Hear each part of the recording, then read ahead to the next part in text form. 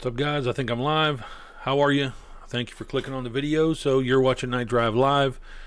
Today we got lots to talk about, of course, and so we're just basically going to get right into it. That it looks like that the big three automakers are going to pause production for a period for the safety of the workers. That's mostly what today's show is going to be about. Obviously, there's some car news coming out about EV supercars and different startups, lots of things that are in motion. But I think inevitably, today I think it's a day to talk about the situation with the automakers. And I want to give people a positive outlook. I want people to understand where this is going. And just a little bit of background about me. My name's Damian Knight. If you've never watched the show before, I've been in the automotive industry for probably 25 plus years. Joe, what's up? How are you? And so I've been in the automotive industry for about 20 plus years, dating back to my mid 20s. The reason that I kind of dedicated myself to building cars and starting shops was because I was a paramedic prior to that, and I had been a fireman and a paramedic for a period, worked for a police department for a while, and I hurt my back as a medic in Dallas, and it stuck with me, and it inevitably led me to kind of get out of that business due to nerve pinches and stuff like that. So essentially, that's kind of what put me into the car world. And so, the point of me telling you that is that prior to that, my life was a lot different prior to the car industry. And I've done all kind of different types of training as a paramedic for disasters and things like that. And so I just think there's a lot of perspective not being talked about on the internet. So, and especially in this current era of social media and clickbait and things like that. So that's what we're going to talk about today on Night Drive Live, folks. It's going to probably be a long one because I really want to see what everybody's opinion is. So please just tell me what you think in the comments about the current situation. You see the big three shutting down. Are you scared? How do you feel about that? Let's talk about it. And you're watching Night Drive Live. Forced induction fabricator, engine management tuner, shop owner. I wanted to start a daily show about everything automotive. You're watching Night Drive Live.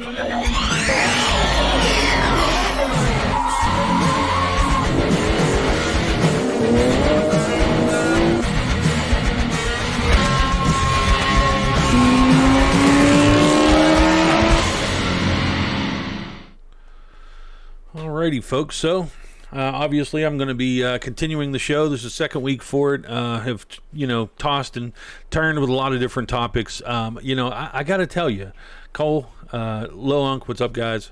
So I got to tell you, the inside of me, the trash talking side of me, and understand I edit myself a lot because of YouTube and because of algorithms and whatnot. So I want to talk a certain way, but right now the way things are going, YouTube has said they're not manning the station as much, so we may get filtered and they may suppress my video based upon certain things, but.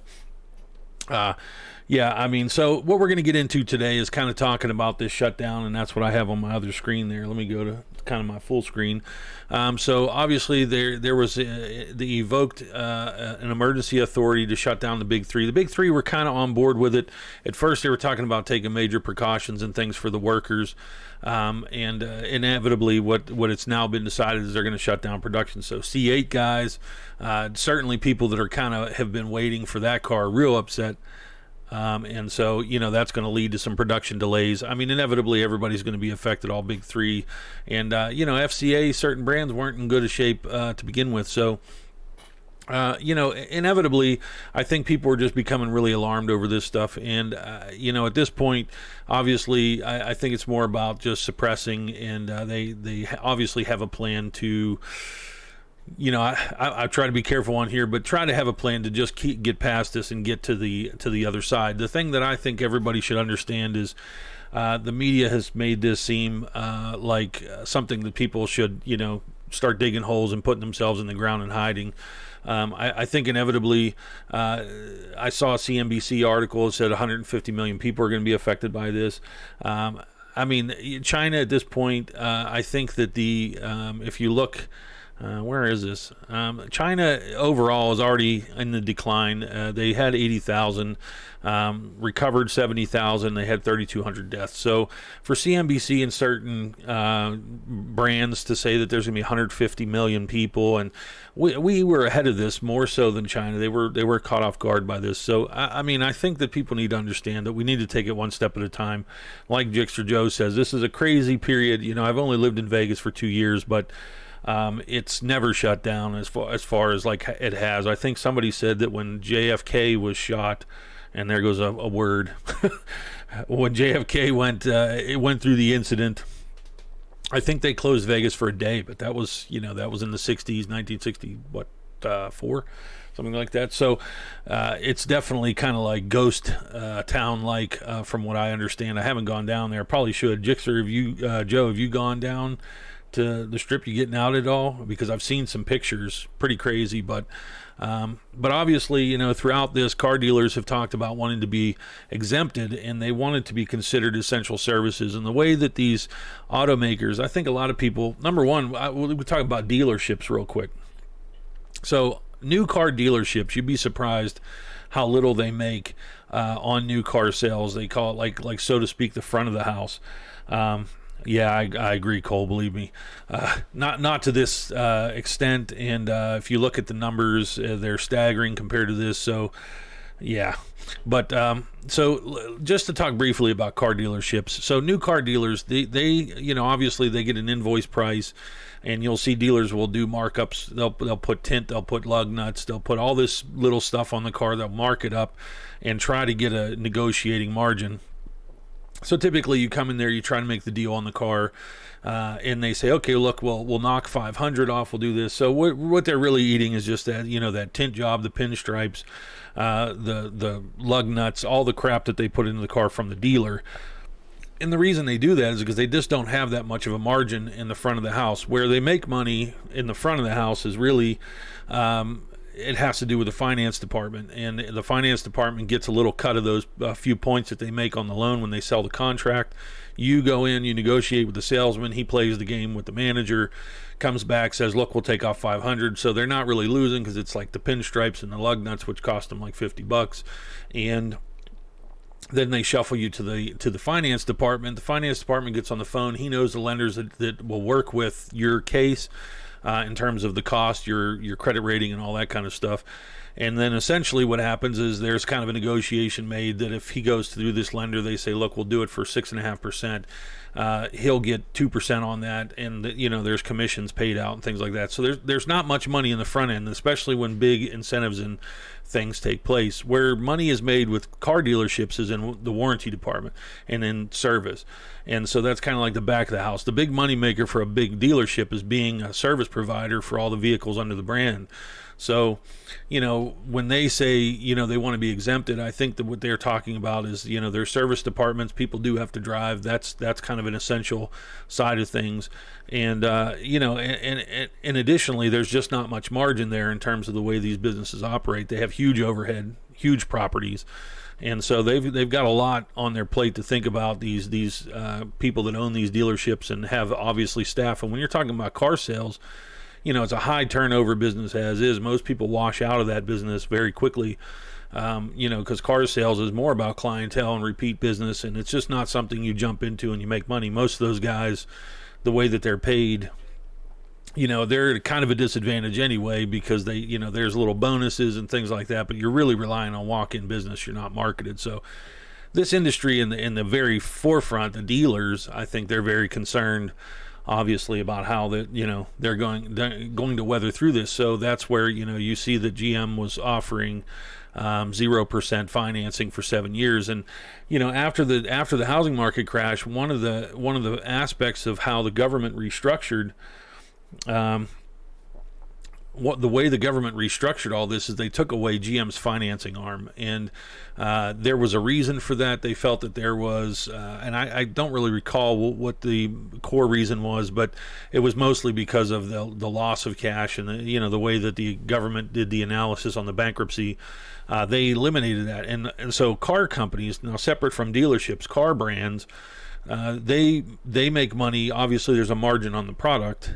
They make a huge initial investment to produce a truck, car, Corvette, whatever, and then as that car starts to sell, they recoup that investment. They get into to profit, margin, and obviously they know the cost to produce the vehicle versus what they sell to the dealer network. But while the percentage of profit varies per unit, like Suburban Corvettes are actually very profitable and things like that, but other products are not. The way that they definitely make a lot of money, sometimes they only make 3 to 5% on a vehicle from a profit perspective on the product itself. But if they also have an internal financing bank like GM has had and most brands have, they can make another 3%, 4% on interest, so they can double their profit on a particular vehicle by having the finance arm and obviously selling the product. So when they go to this GM offering 0% financing, this was for A-plus credit guys for 7 years and things like that. But this is more about cash flow at this point. And so, big companies like this, these big manufacturers, the big three, they operate on what's called like commercial paper, and it's essentially a revolving series of lending that they do for daily operations, and usually it's like on a 3-month cycle. And so in the downturn, that's why these, as the housing market crashes started to bring things with it, banks stopped lending. So inevitably, most of the big three, they only had operating cash for 60 to 90 days. So the good thing is that they had announced that the Federal Reserve basically is going to back all commercial paper, and so that's the idea behind this. The government's going to pull that up. So I think there was a lot to be learned during that the housing market crash to how to kind of deal with this. So I think it's the good thing about this deal, the way that this is happening versus like the housing market, which was a hugely systemic deal that was all through the finance sector, it was through banks, insurance companies. I mean, it was through the big time, just all throughout the financial system. That was something that I think was was a lot more significant in how it impacted everyone. The good thing about this is once we're past this threshold, which in China's case they've already passed it. China has 1.3 billion people in it. We have 330 million.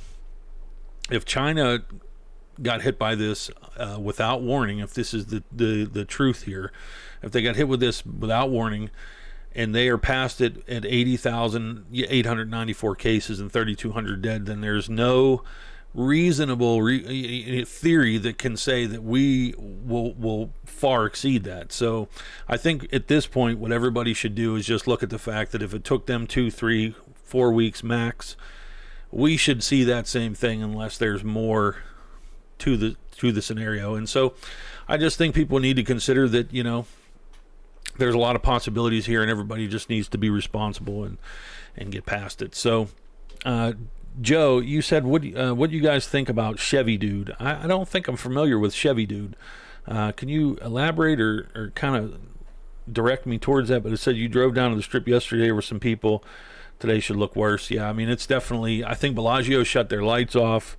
Obviously the fountain's off, but I think they actually shut a lot of their lights off. So I'm curious. I want to go down there. I'd like to shoot some video, and I mean, I always say, you have to make lemons like out of or make lemonade out of lemons. You know what I mean? So, I think that in times like this, there's also interesting opportunities to get a perspective of a city and of things around you that you don't often have. People obviously are going to, whether they wanted it or not, a lot of people are going to get a vacation out of this, and obviously it's going to add some stress, but at the same time, I think people need a mental rest. I don't know if they'll get one out of this, depending on what they're watching, but I think everybody needs to just kind of relax and do their part. But it's street speeds, homie.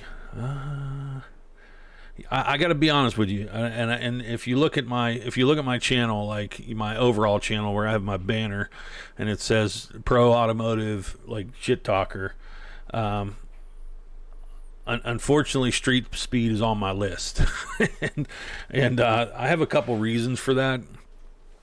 Street speed, obviously, he got a C7 Z06. That's when he really popped into the game, and his channel grew just off of that car directly. I mean, he was able to obtain one of those cars fairly early. He was one of the first people to doing videos with nothing but a GoPro. A total respect for him in the fact that he's built a channel off of it and started working with a wrap company, a couple things, selling, you know, poster stickers. He wrapped his car, a real hideous wrap that he had, but in my opinion. But you know, he kind of became this authority on Corvettes, and you know, for somebody who just was like a transient who just popped into the scene, you know, and got his C7 Z06, you know, and then out of nowhere became like this authority on the internet about Corvettes. And I would see the pattern of things on the forum at 7 a.m. and him making videos about it either that day or the next morning. And I mean, that's relaying news. I get that. But as far as his market insight and as far as his tenure, understanding Corvette as a brand or understanding Corvettes as a whole, I mean, there's just, it's not there. And, you know, at this point, his channel is clearly being dictated by the fact that it's, you know, once you get a large enough audience, you can buy a car and that car will give you enough click value that your, you know, obviously your monetization, your ad revenue combined with whatever products he branches off of that. I mean, it makes sense to buy it, anything at any cost. So the ZR1, the McLaren 570 that he had, and obviously the C8. I mean, these cars are business expenses for him at this point. It makes perfect sense to purchase it. And even TJ Hunt, who you know, did a 458 build, which was at SEMA, it was an awesome build. He did a legit GT3 Ferrari body that was from, you know, developed by Ferrari for their GT3 homologated cars. I mean, he put it on a street car. I saw it at SEMA. It was in the Toyo tire booth. Great build. Who doesn't like a Ferrari build, you know, on the street? He obviously did the Supra.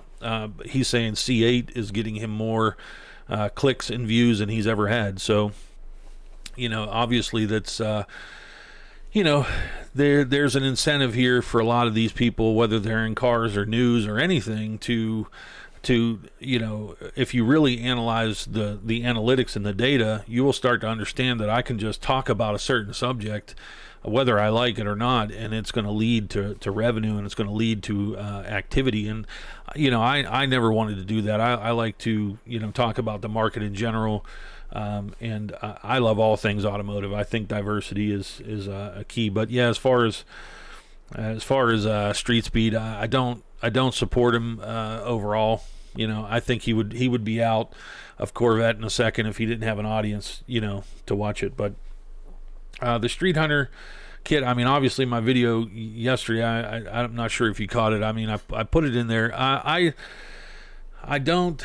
tell you what I don't like about TJ's Street Hunter kit is, and let me see if I can just find it real quick for people that are not familiar, and obviously it's going to pull up all Supras. Here we go.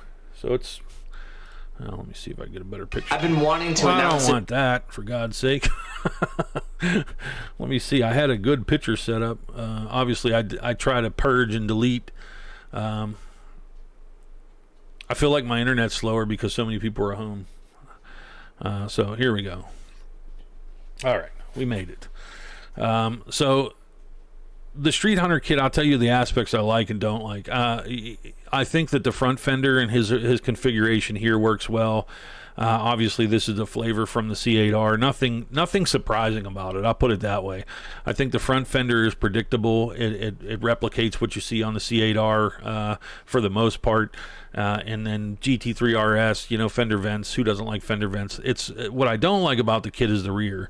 And I think that there could have been some more creativity in the alignment with the current body lines. I don't like the kind of stick on this line that's created right here. It just doesn't work with the rest of the car, and that's where, if you see the front fender, there's no real interruption to the design. It just kind of integrates itself and almost looks as if it could be stock. But back here, you know, where you have a very angular car, where you have a lot of airflow management, air gates as they call them, you know, air gates I learned a lot about with the LFA, believe it or not. I drove the LFA in September of 2010. It didn't go to the public until the following year, and crazy how I got into that opportunity. But LFA kind of started to exhibit a lot of what they called air gates and airflow management. It was one of the earlier cars to do it, and C8 does a lot of it to direct air basically between the pillar and the mirror, and obviously into these side coves. But it's just this line that bothers me with the rear. It looks like too much of a stick-on piece. What I like, if you look at Rocket Bunny versus Liberty Walk, Liberty Walk kind of does this. They just, they stick it right on there. But Rocket Bunny, he'll kind of work with a whole fender, and that's kind of what I did when I was in the midst of doing over fenders for my C5Z, which I had to move my location, and it disrupted my whole plan. But the C5 is kind of the same. I've seen people do flares and things like that. I don't like when the flare line is just in the middle of the bodywork. Some vehicles it works with, but in this case, I don't care for it.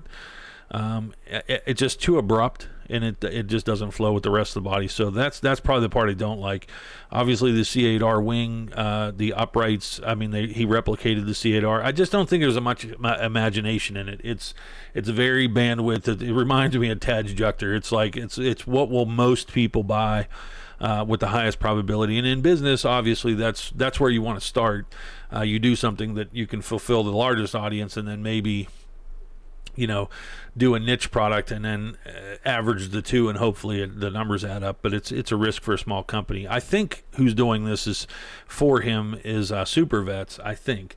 But Super Vets was in Florida, and it's not to say they don't come out to him in San Diego or wherever he is, but yeah, I mean, inevitably, I hope that there's other offerings. I think I would do something a little different. But it comes down to mold complexity. It comes down to output cost and things like that. The C5Z motor. So my car, and I did a huge video on this. When I got the C5Z06, it was in 2011 in March, and I was in the midst of this big deal that I had with this investor, this doctor, and we were building those factory 5 GTMs. There were LS motors in them, and so I went from my C4 to my C5, and so I had a lot of parts and a lot of things available to me, a lot of resources, and so initially I wanted to keep that car fairly stock, to be honest with you, because I was modding cars for like 10 years prior to that, just with my shop. I had various shops, and I built cars day in, day out. I totally exhausted myself.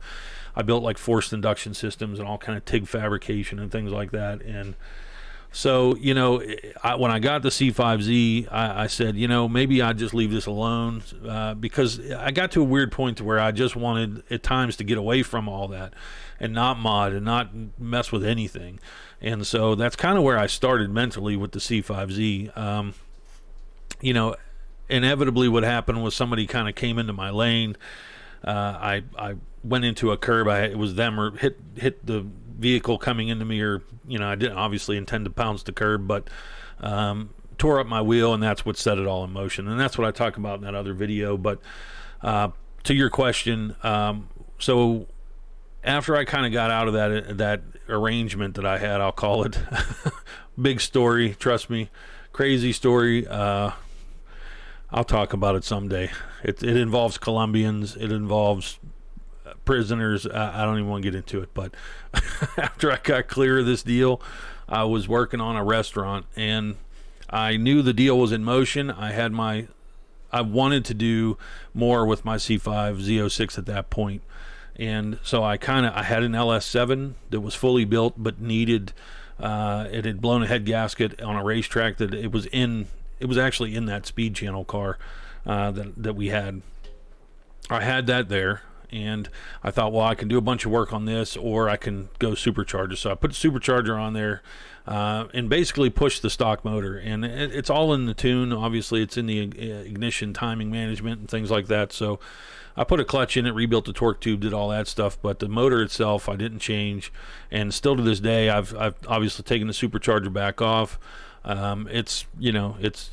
It's fine, but it's still internally stock. And so moving forward, I still, I look back and I think I should have pushed through the LS7 swap. I wanted to do the reluctor wheel change. I wanted to take the motor apart, and time just wasn't giving me room at that. I didn't have time at that point. I had money. So at that point, I just made a decision, and that's why I went with a supercharger, but totally regretted it, to be honest with you. And I'm just, even though forced induction was my business and that's what I did all the time, I really always liked NA much more. I like the, just the purity of it, the sound of it. I like the fact that, there's just less mass involved. When you do forced induction, I mean, obviously there's a big power benefit, but you're adding like a ton of mass to the car. And in the case of the supercharger and everything, it's way out front on the front of the motor. Even with turbos, you can tend to put them somewhere else and maybe benefit your weight balance. But yeah, I mean, that's where I'm at with the C5Z. I obviously HP Research does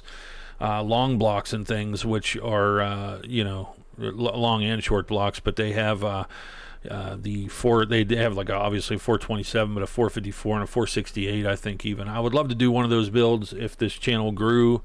I've obviously entertained working with some companies and stuff. I actually am going to do put some parts on my car now. LSX Innovations kind of sponsored a video to put some parts on because my car is down at the moment. But unfortunately, that's another story as to why. Because obviously the business that I have been doing as of late was more credit consultation, and I know a lot about credit and how to get people from very bad credit to very good credit. I developed a lot of tactics and legal loopholes and things, and so I've been doing that for people. And then approaching Christmas, people started getting out. Now this has happened, so I'm shut down completely at this point. And my girlfriend, she has now been given the order in Nevada. All non-essential services have to stop. So we're at zero income at this point. So it's going to get interesting. So the wine of the supercharger. Interestingly, I had a V3. I had an AA kit, which is like a Vortec head unit, and I had the fully self-contained unit that didn't circulate, doesn't share oil with the motor itself. It's fully self-contained. It was the V3, which had like a more helical cut gear in it. So interestingly for me, like when you're talking like Hellcat, or you're talking like even Mustang, I like kind of a roots wine, but I didn't want that in the Corvette. I didn't want to hear that supercharger through the RPM. At idle, I didn't mind it, and frankly, my car, when I had the supercharger on it, it sounded like an open downpipe turbo car. It did have quite a whistle and a howl to it that almost sounds like what you hear on an open downpipe turbo car, because you kind of hear that turbine through the, obviously unrestricted. So I like that aspect of it. But when I was ripping on it and things like that, you didn't hear the supercharger whine on that one because it was centrifugal, obviously also. But the earlier ones, the V2s and V1s, apparently they make a bit more noise because I think they have straight cut gears in them. So, but yeah, big cam and exhaust. I mean, big cam to a point. I think people overcam a lot of times, and again, it's over the years. I was brand dedicated when I was younger, but as I built cars and things like that, I started to diversify more, and as I kind of diversified what I drove and what I experienced, I started to kind of find this zone, and believe me, there was a time when I built from max power, maximum stiffness, maximum experience, raw, and then I slowly found myself dialing that back because I started to kind of find where I wanted to be. You see people, like cams in the LS motors, like over 600 lift and massive duration and stuff like that. I mean, it's definitely it sounds great, and but it just depends on how you use your car. I think a lot of people are like weekend drivers, you can tolerate something like that. But as I owned my C5Z, honestly, in the first like 4 years I had it, I didn't put, but I don't even know, like 10,000 miles on it, I think, and that started to kind of get to me. And it's because I was always playing with it, and always doing something to it in terms of changing, I had wide body projects multiple times, but you can see I pull the supercharger off, put different things in, wheel packages, change the suspension, had multiple sets of wheels. I just, I spent oftentimes working on a car more than I do enjoying and driving it. And as I've aged and modded and built tons of stuff, I had customers who, would spend more time and energy into building their car than actually enjoying it and driving it. And then I had customers on the flip side that said, look, just build me a reasonable setup, build me something I can drive to work, that I can put my daughter in. And I'll be honest with you, those were probably the happiest customers I had, because in the long run they got to see the perspective of all the other customers I had that came to me and said, I want to run 10s, I want to run, and I was doing 4-cylinder stuff. Mostly because Honda DSM, Nissan, and stuff like that. I was all in the import side, just solely because in the late 90s, used American. I mean, what were you going to buy? I mean, you were going to get a mid 80s Trans Am, which I had, which was not fun. It was okay, but I gravitated more towards the 4-cylinder side because it was cheap, it was affordable, fuel injected, and there was just those cars were light enough that the proportion of power to weight was better than anything you could buy. Shy of like maybe Fox body Mustangs, which some of them had forged pistons. They were pretty stout. You could put 150 shot on a Fox body, and I mean you can run 11s with that. So I didn't care for Mustang. I liked the body. I appreciated a lot. I hung out with tons of Mustang guys at one period where I street raced a whole lot. And but I got into imports because I met a guy that had one. It was swapped. This was like 1998. I had a Trans Am, and so he took me for a ride in his car, and frankly, I mean, I was surprised. I said, man, I mean, I didn't expect this, out of this little econo box, funky little car. Strangely, I just grew such an appreciation for the engineering on the Japanese side of things that as I worked with Hondas and DSMs and things like that, Honda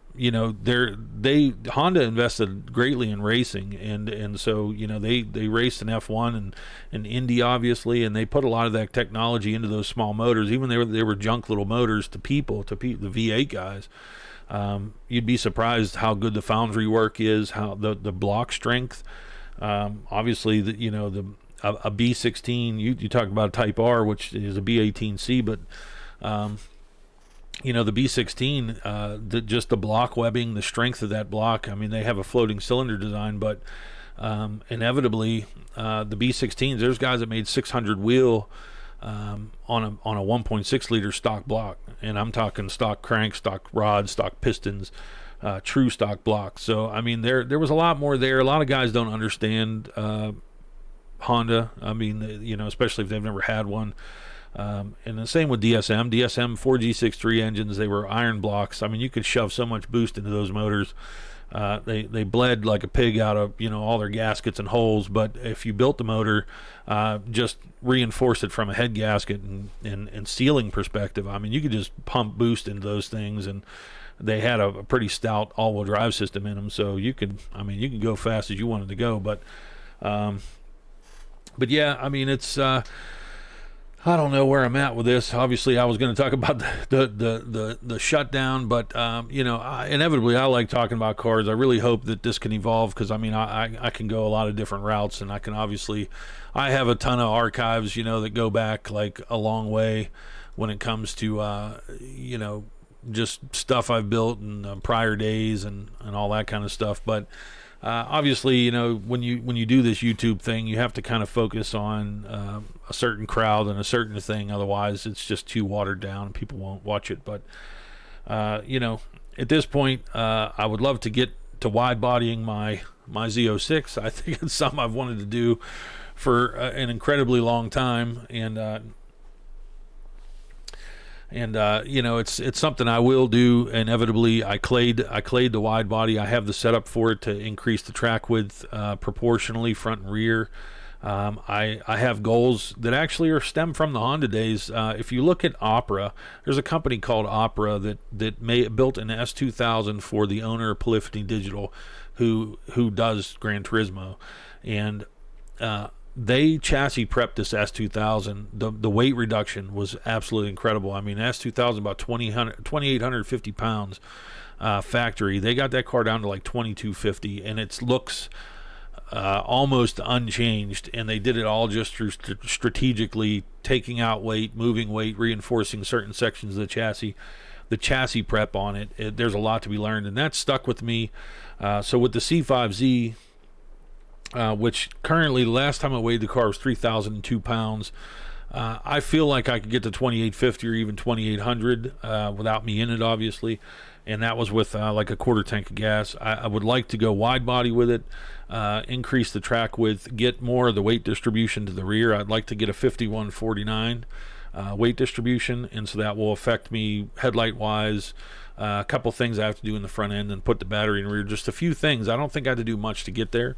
And still maintain the rake that the car needs for aerodynamic properties. But to your question, the Type R Civic, I thought when I quick read it, I thought you said Type R Integra, but yeah, I mean, so the current Type, I assume you're talking about the current Type R Civic, which is the one that we actually got in this country, because my mind knee jerks to the EK. Civic Type R, but and certainly not to the EP3 Civic Type R, which was the one that Europe got and things like that. But yeah, so I did get to drive the. Let me see here, 2019. No.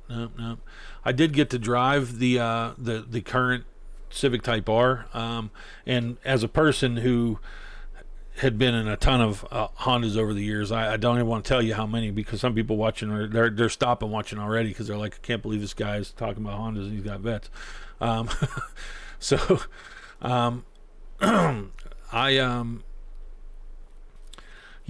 drove the new Type R, and I was very curious about if it felt like Hondas used to. And I'm going to tell you right now, I drove this car, and I drove it here. We went out to Valley of Fire with the car. A friend of mine came in from Pennsylvania. He's got a BMW M3 and E36, and he's had quite a number of Hondas as well. He flew in, and he rented it through Turo, I think it is. It's like a rental app. And so it was a black one, and we I had my Z06, and he followed me, and so we went out to Valley of Fire, and I drove it quite a bit, and I have got to tell you that I was extremely impressed with it. It obviously, all cars have gotten beefier, thicker feeling. The chassis of cars obviously don't compare to 15 years ago. We just see a level of interior quality, chassis rigidity, things like that, unlike we have seen before. And obviously, pedestrian crash standards and crash standards in general have made cars bulkier, bigger, thicker A-pillars. It's changed the belt lines of the cars. So sitting in it felt obviously strange to me, because it's large for a Civic. It's like the size. To me, it's very much like an STI, which is, my friend had a 2010 STI. They're very similar in that size and whatnot. But it was impressive to me that the car did feel very refined. It turns in very sharply. You can definitely feel how they describe it is, even though it's front wheel drive, the tendency for torque steer and things like that, which I'm super familiar with, which I was really looking for. If I pitched the car in and really got on the throttle, how was it going to react? Because you'll immediately feel that push. And I mean, frankly, you really have to push the car hard to get there. Now, the way that they kind of accomplish that is, if you notice the tire that they put on the Civic Type Rs, I think there's 19s on their factory, very small sidewall. So they did that for that responsiveness, to kind of eliminate all that. And visually, I don't care for the wheel and tire package that comes on its stock. It seemed that they had a few that went to 18s, and big improvement. I would definitely do that if I bought one. But frankly, as a daily driver, even as a person who owns a Corvette and stuff like that, I mean, I would definitely for the right price. I don't think it's a $35,000 car, but 15 grand, I mean, somewhere in that range, it would start to, depending on what the market had for 15 grand at that point, because, you have to look at STIs and other things. Yeah, I mean, I think it's plausible at that point, but it was surprising. I mean, it felt, I guess, somewhat like a turbo Honda, but I can tell you right now, and that's for anybody watching, if you have not driven a 250 wheel horsepower like gutted Honda, or say a 350 to 400 wheel horsepower for a turboed one, you just have to do it and then revisit the conversation, because they're not what you think. And I've told people that, and they're like, really? And all V8 guys, and I'm like, listen, I stick you in a 400 wheel horsepower Honda. I mean, you're talking about a 2,200 pound car, and the gearing in these cars is very quick. So, I mean, you're banging. It's a violent experience that's just, doesn't compare. My Z06 supercharged compared to, I had a 440 wheel horsepower Del Sol that I had built, 10.5 to 1 compression. I had a GT30R on it. Made 440 in that range.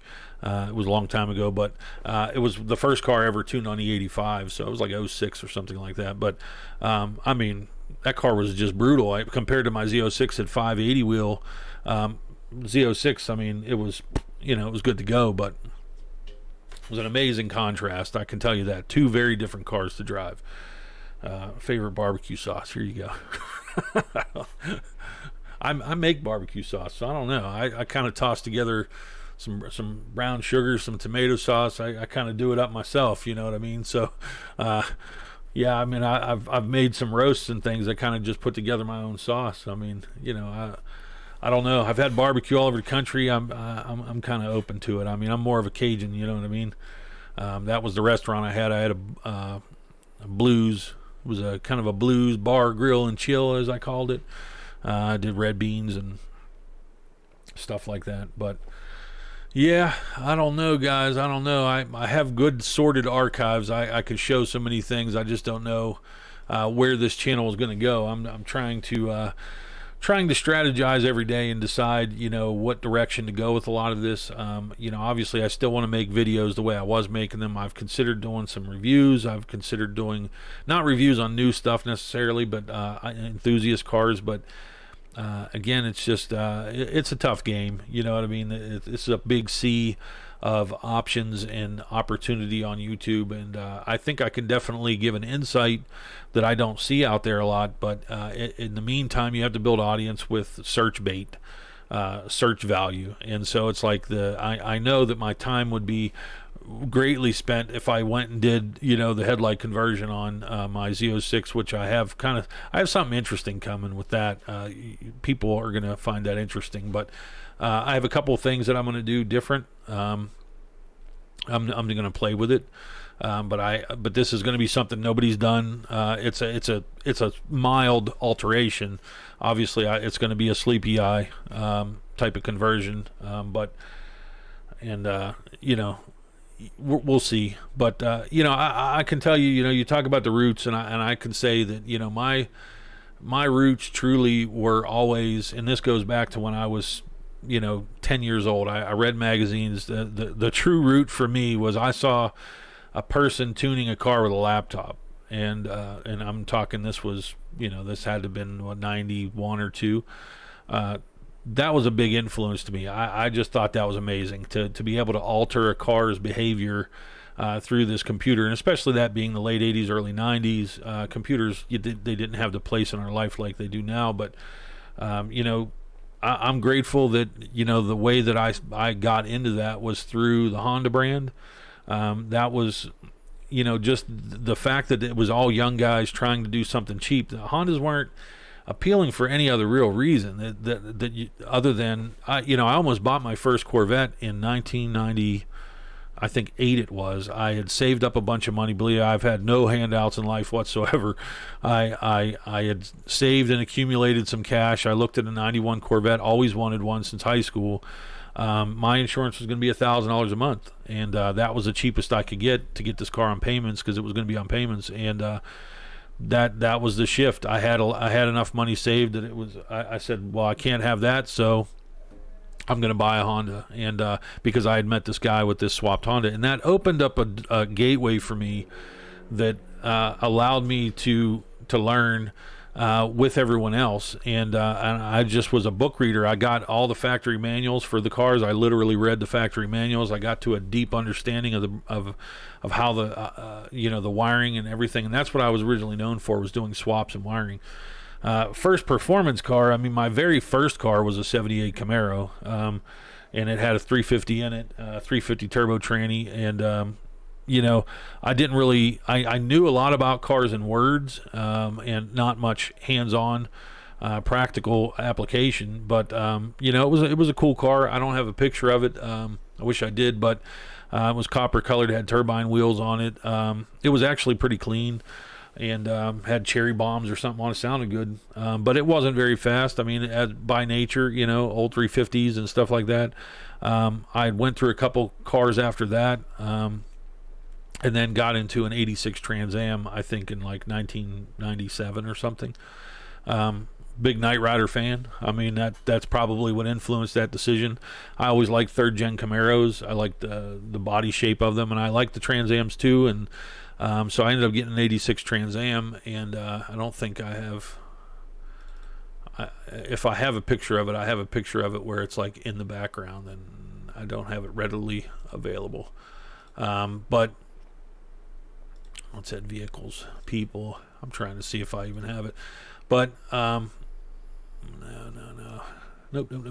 But yeah, I mean, 86 Trans Am. I liked the car. It was powerless, obviously, gutless piece of crap. It had a 305, and it was terrible. And I still think about those builds today, though. I still like those cars. I think there's a build to be done. I think you could take a mid 80s third gen F body. I think you could do a lot of different things. I could do some crazy builds because of my coming from this 4-cylinder forced induction, huge power, background. Then I get into these tube chassis, BMWs. My mind kind of goes a lot of different ways when I think about a build. If it were a clean sheet, do whatever I wanted to do. Man, I don't know. I could get into a lot of different things, and it may not be an LS swap. There was a racing series in Japan, the GT GT 300 and GT 500, and the Supra. They actually competed with the Supra and GT 300, where they put a 4S GTE or a 3S GT. All my numbers, a 3S GTE engine in place of the 2JZ. So it was a 4-cylinder swap, and the benefit of it is you take a bunch of weight out of the front of the car. It could still make power. It's just going to it's a different power delivery. But they moved the engine far back, and so I've thought about C4 Corvette, anemic garbage L98, take that out, do a 4-cylinder turbo in it, which would infuriate some people, but inevitably, once you drove it, I think it would change your mind. To feel a high power 4-cylinder with boost onset, especially if you do like a ball bearing Garrett. And stuff like that. I mean, and I mean, unfortunately, with Honda's VTEC, people laugh about VTEC, but I can tell you that it's with a boosted car. When you go onto that the larger cam lobe, man, it's an experience. It's different, and so I would definitely do that into one of those 80s GM platforms, and I mean the click value would be tremendous. But yeah, I mean, I like a lot of different things. I really don't have any dedication. I drove Porsche for a while, and yeah, I don't know. I look at the C5 Z06, and I think what connects me to it is that it is cheap, it's light, and it's a legitimate platform. It's in terms of balance and how much tire you can put under it, and the power potential of it because of the LS. I mean, you can, in many ways, I look at it like it's a Civic in the sense of. Civics back then, you could do so much with them, and between 1999 and 2009, there were no limitations. I mean, and as so much energy came into it, people were wanting to build them 100 different ways. I mean, you had so many parts available, and that's the same thing with LS. there's no real limitations in terms of parts and potential for power. The drivetrain and the powertrain system of the C5 is unlimited. You can build a monster out of these cars. What's limited is the body options, the mods, the visual aspect of it, which, it was a demographic of old guys, and there just wasn't many good brands that were making parts for it. And I think that's a big void I can fill, and that's what I'm working on still. Obviously, 9 months ago, I made some carbon parts for the C5 that I've got kind of hidden because I wanted to kind of come out with a larger push in terms of early production to just kind of grab a lot of sales up front. So I was looking for a guy to finance that. So Joe, if you know anybody in Vegas that would consider something like that, I'm out there looking. I'm going to go to different Cars and Coffee and whatnot and probably start pushing on that. But I'm a little gun shy on partners. I've had a lot of bad ones. I don't have a good pass with business partners. So yeah, another day we'll get into that. It ain't going to be today, but there's a lot there. So yeah, we'll see what happens. I definitely this year on the channel, besides doing this daily show, I want to focus on building both the C5Z and my girlfriend Lace's C6. That's a big focus, and I'm going to continue to do this daily show. The analytics are telling me a lot of wishy-washy things, so I'm just going to probably play around with this. So I can't guarantee I'm going to always do it the same. I can't guarantee a lot of things until the results start to show me a direction. So at least 3 months is probably what I'm looking at. But I don't know, guys. For now, obviously, we're in a very interesting time in history, and we've gotten through tons of things in this country as a country, and we'll get past this. There's no question about it. So I'm not worried per se in the sense of our ability to endure something like this. I think that people, I'm careful in saying that I think some people needed this. I think some people in the fringes of society needed a wake-up call that there are greater things to worry about in this life. Yeah, good background. I don't know if you're talking about the background on the screen or the background to me, because it's interesting. Believe me, we can go deep into that deal someday. But my background is I don't know. It ain't as nice as that picture up there. I can tell you that. But I did what I had to do. That was the key. I did what I had to do to get to anywhere in life, and so that's what I think about when we face a situation like this. I'd spent several years living in a car when I was young, and I got through that, and I've met all kinds of people in this world, and everybody has adversity and stuff like that, and I've really the key times I've seen in my life people really band together was like 9/11 and was Katrina. I went down into the mix of Katrina when that happened, because I have family lives down in New Orleans. That's where I grew up, and so lights off for 2 states, and you would think it would be the worst experience, but honestly I think people kind of hit this peak of panic,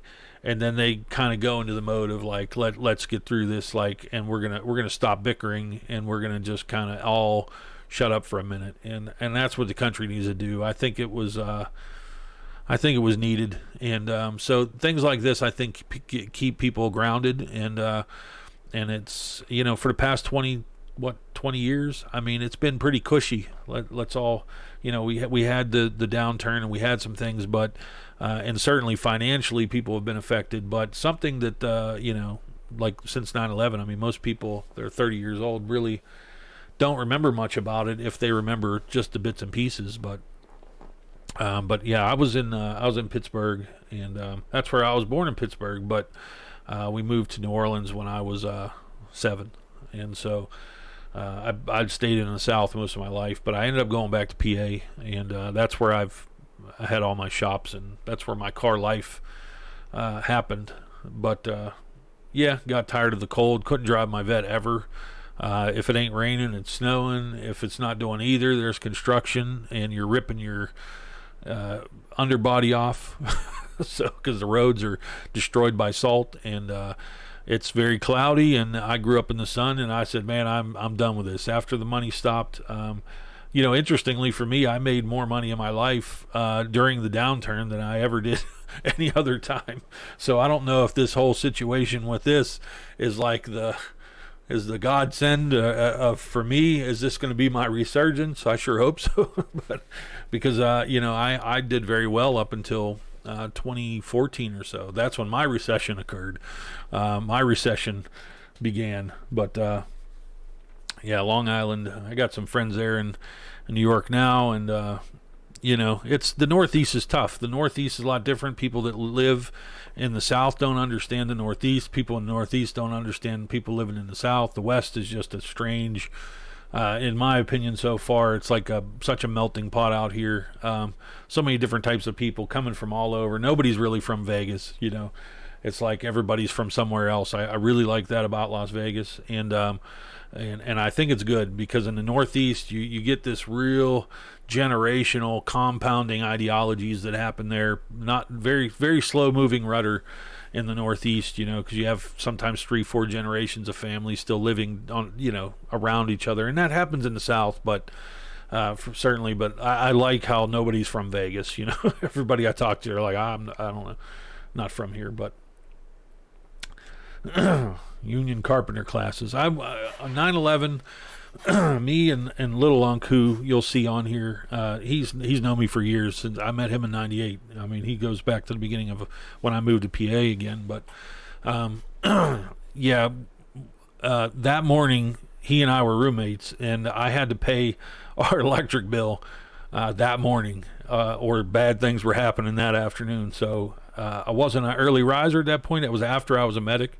It was when I went through this period of I had real bad. I couldn't stand for more than like 5 minutes without having like severe pain because I have a back injury. So I went through this for like 3 years. But anyway, I got up and I go up and pay the electric bill, and so I'm never up at this time. It was like 7:30 in the morning at the time, and I came back down. I was watching like Regis or something because I had, I'm like, oh, well, what's on TV these hours? That was my life then. But yeah, lo and behold, I turned it on and I'm watching, and it's like 5 minutes went by, and I caught it from the beginning. And so, it was interesting to see how that unfolded. There was a lot of divisiveness with Bush, same in many ways as now.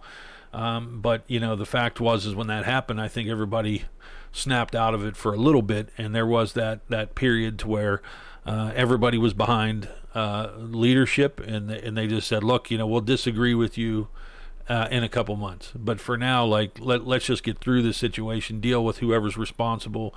And now obviously we can all talk about what that led to and what decisions were made, what the truth was. That's very hard to determine at this point, but and I speak in very watered down terms, but this is something, unfortunately, I'll put it this way. When I was in 6th grade, I did my first report on the Middle East. I had like a weird infatuation with the Middle East since Desert Storm and Desert Shield. I became kind of a hobbyist over the Middle East, so I probably have gone deeper into that subject for 25 years than like lots of people.